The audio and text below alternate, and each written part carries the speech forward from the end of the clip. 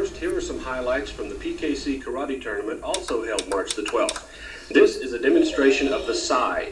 Centuries ago, when the warlords of Japan invaded Okinawa, they forbade metal from the Okinawan people for fear that the metal would be used to make weapons. The Sai was developed from the only metal object which was permitted.